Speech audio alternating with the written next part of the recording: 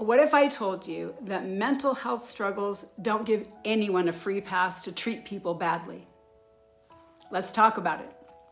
I saved a graphic from Instagram a number of months ago, and I've seen it dozens more times since. Long list of accommodations that normal people should give to those with just about any kind of mental health issue. And let's be clear, the percentage of people today who claim some kind of mental health diagnosis or diagnoses is incredibly high. That's a topic for another day, but as an aside, I suggest you read Bad Therapy by Abigail Schreier. She dissects and analyzes this issue beautifully. Anyway, here's what this graphic says. If you know someone with anxiety, read this. There may be times when you have plans to go out, but they cancel last minute. Please don't guilt trip them for this. They already feel horrible about it. They were just unable to control their symptoms in that moment. There may be times when they push you away. It's not because they don't care. It's because they don't want to feel abandoned and are scared of getting close. So they do this before you have a chance to hurt them. There may be times where you wish they could just let go and be in the moment. Please don't shame them if they struggle to. Their biggest fear is often losing control. There may be times when you want to give advice and suggest yoga or meditation. Please know anxiety is so much more complex than just stress management. Often listening and being attentive to their needs can be so much more helpful. Now listen, I'm not here to bash people with anxiety. Some people I love have anxiety.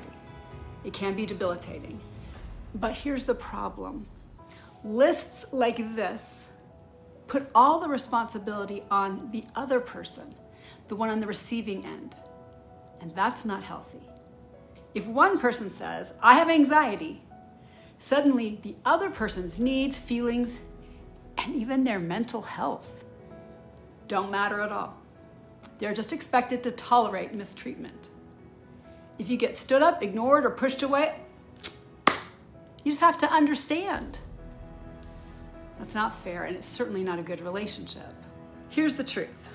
Good relationships go two ways.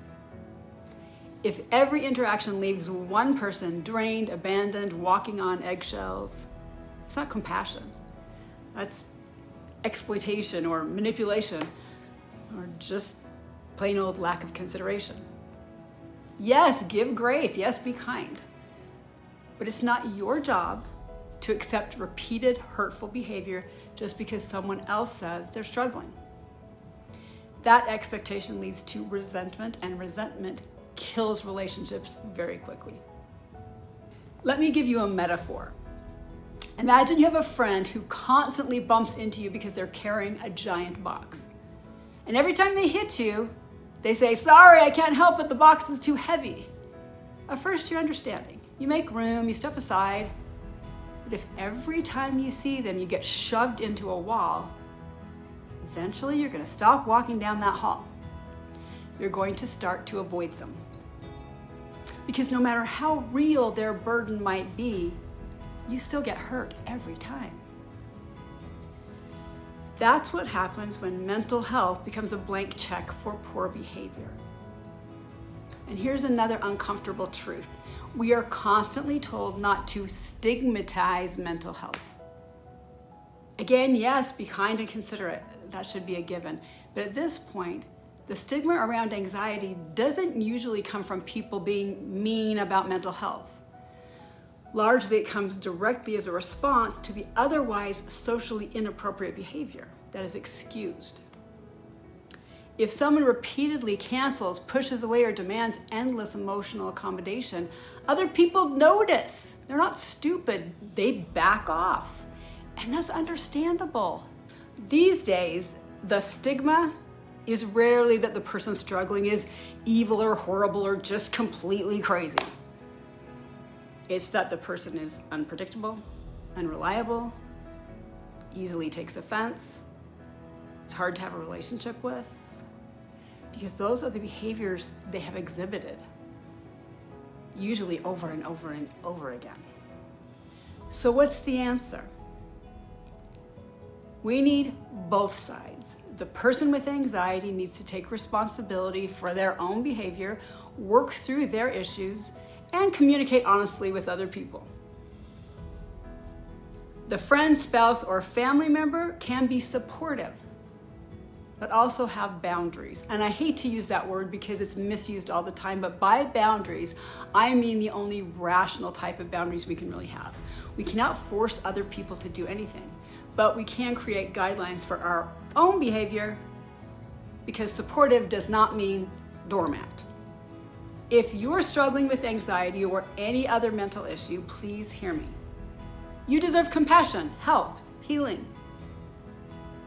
But you also need to recognize the impact of your actions on others. That matters too.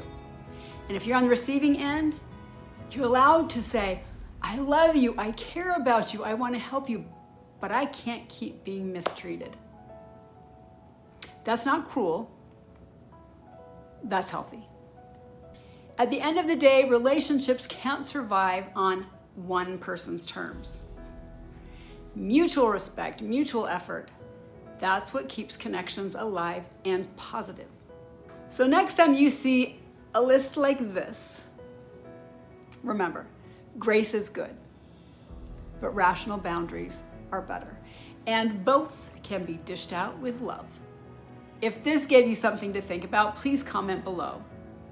Have you ever felt pressured to tolerate bad behavior because of mental health issues?